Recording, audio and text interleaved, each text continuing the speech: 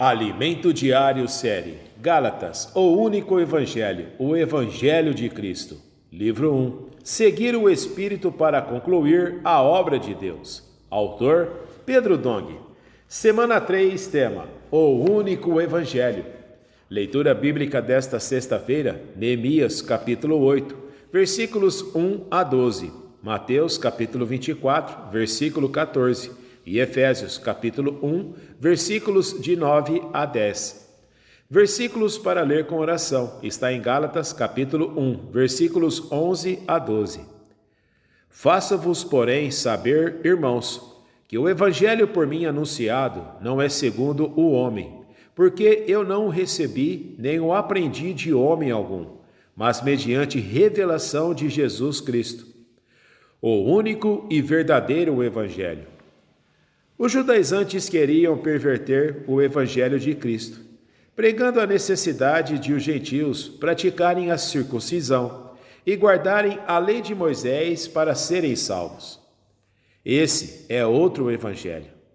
Entretanto, o apóstolo Pedro tinha convicção de que a salvação era pela graça, deixando isso claro naquela reunião ocorrida em Jerusalém, conforme nos fala Atos, capítulo 15, versículos de 6 a 11. Então, se reuniram os apóstolos e os presbíteros para examinar a questão. Havendo grande debate, Pedro tomou a palavra e lhes disse: Irmãos, vós sabeis que, desde há muito, Deus me escolheu dentre vós para que, por meu intermédio, ouvissem os gentios a palavra do evangelho e crescem. Ora, Deus, que conhece os corações, lhes deu testemunho, concedendo o Espírito Santo a eles, como também a nós nos concedera. E não estabeleceu distinção alguma entre nós e eles, purificando-lhes pela fé o coração. Agora, porque tentais a Deus, pondo sobre a cerviz dos discípulos, julgo que nem nossos pais puderam suportar, nem nós, mas cremos que fomos salvos pela graça do Senhor Jesus, como também aqueles o foram. Após o discurso de Pedro, Tiago deu o seguinte parecer, conforme nos fala Atos, capítulo 15, versículos 19 a 21. Pelo que, julgo eu, não devemos perturbar aqueles que, dentre os gentios, se convertem a Deus, mas escrever-lhes que se abstenham das contaminações dos ídolos, bem como das relações sexuais ilícitas, da carne de animais sufocados e do sangue. Porque Moisés tem, em cada cidade, desde tempos antigos, os que o pregam nas sinagogas, onde é lido todos os sábados.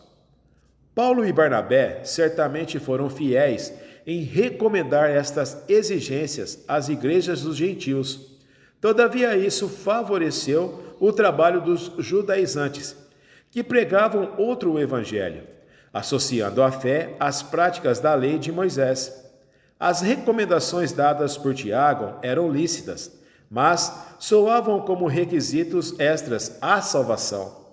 Era como se a fé em Cristo Jesus não bastasse para que todo homem fosse salvo, e, além da fé, fosse necessária a observância de regras de comportamento. A fé nos leva até as regiões celestiais, mas a prática da lei nos traz de volta para a terra, logo são inconciliáveis. Voltar à prática da lei paralisa a obra de Deus no Novo Testamento, pois ela já se revelou totalmente ineficaz para fazer sua vontade. O que os judaizantes pregavam era uma grande armadilha de Satanás para iludir o homem. Contudo, Paulo pregava o único e verdadeiro evangelho, o evangelho de Cristo, conforme nos fala Gálatas, capítulo 1, versículos 11 a 12. Faça-vos, porém, saber, irmãos, que o evangelho por mim anunciado não é segundo o homem, porque eu não o recebi, nem o aprendi de homem algum, mas mediante revelação de Jesus Cristo. Paulo não se associava a qualquer linha filosófica ou doutrinária, mas pregava fielmente a revelação de Jesus Cristo. Por isso, ele disse em Gálatas capítulo 1, versículos 8 a 9: Mas, ainda que nós, ou mesmo um anjo vindo do céu, vos pregue evangelho que vá além do que vos temos pregado, seja anátema. Assim, como já dissemos, e agora repito, se alguém vos prega evangelho que vá além daquele que recebestes, seja anátema. O Novo Testamento apresenta uma visão completa do Evangelho. O Evangelho de Mateus fala do reino dos céus, conforme Mateus capítulo 24, versículo 14, que consiste em Deus fazer Cristo ser o cabeça sobre todas as coisas, tanto as do céu como as da terra, conforme Efésios capítulo 1, versículos 9 a 10. Esse encabeçamento começa com a igreja sendo preenchida com a realidade do próprio Cristo. Quando isso acontecer, haverá espaço para ele encabeçar todas as outras coisas. Portanto, Cristo precisa governar nossa vida, levando-nos a pregar esse evangelho do reino, a fim de que outras pessoas sejam encabeçadas por ele. No livro de Marcos, a ênfase é o serviço. Cristo veio para servir. Portanto, a vida que recebemos pelo Evangelho é uma vida de servo. Servimos ao Senhor por amor, sem reivindicar salário ou gratificação. Os comportores retratam isso muito bem, pois trabalham debaixo de sol e chuva, enfrentando todas as dificuldades para salvar vidas e levá-las ao encabeçamento de Cristo. Eles não servem movidos por interesses pessoais, mas porque têm o espírito de servo. Em seu evangelho, Lucas destaca o arrependimento e perdão dos pecados. Por sua vez, o evangelho de João enfatiza a vida. Deus deseja governar-nos pela vida, e não por imposição de leis e regras. O evangelho que Paulo pregava abrange todos esses aspectos, por isso, é o evangelho completo.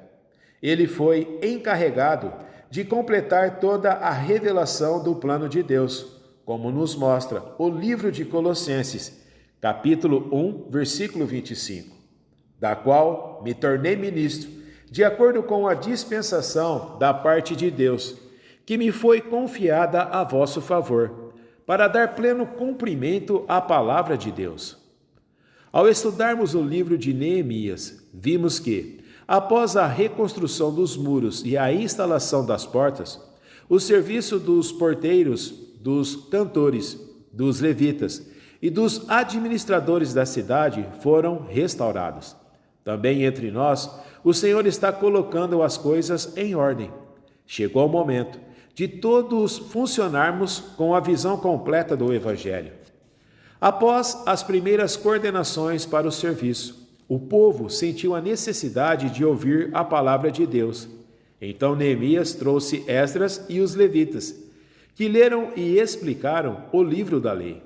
Quando o povo compreendeu o que se lia, ficou muito alegre, conforme Neemias capítulo 8, versículos de 1 a 12. A Bíblia é nosso guia e traz-nos princípios que conduzem nossa caminhada cristã. Mas muitos a têm nas mãos e não a compreendem. Deus usou Paulo para nos trazer essa revelação. Hoje temos a revelação completa do Evangelho de Deus, o plano de salvação de Deus para o homem, e o compreendemos. Somos bem-aventurados. Agora pegue um papel. Anote conforme o que você recebeu na mensagem de hoje. Luz na palavra, direção, admoestação e faça uma oração.